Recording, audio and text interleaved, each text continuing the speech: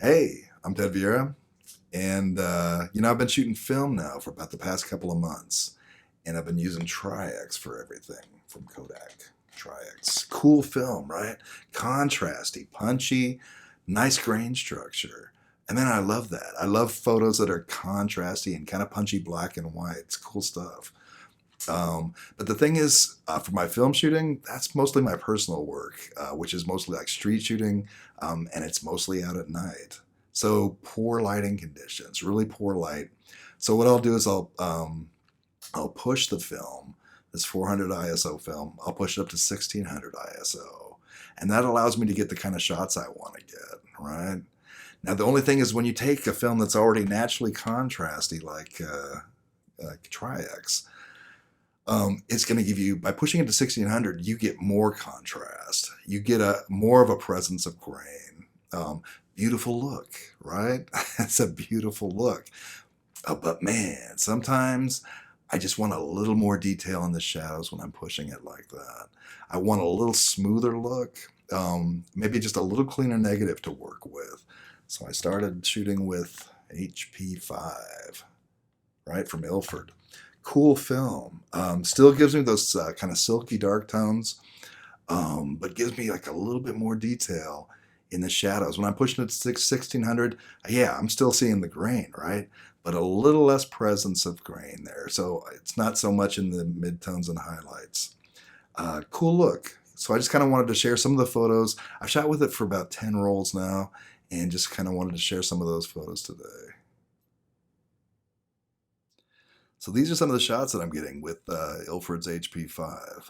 And just like with Tri-X, man, I'm pushing everything to 1600, right?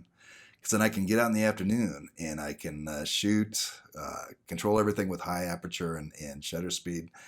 So 1600 is great because even though I go out during the day, I'm always going to stay till the sun goes down because I love shooting the nightlife here on Fremont Street. And 1600 just really helps with that. So if I just stick with 1600, I can shoot during the day or night on the same roll of film.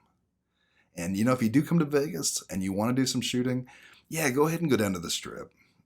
Get those iconic, hey man, I was in Vegas kind of shots. But then come back down to Fremont Street or the Arts District, right?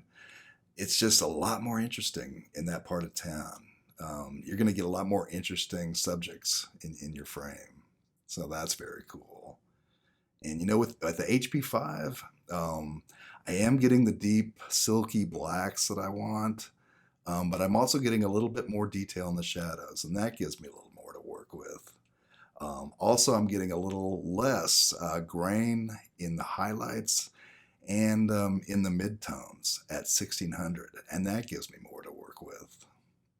So yeah, I'm loving HP5 so far.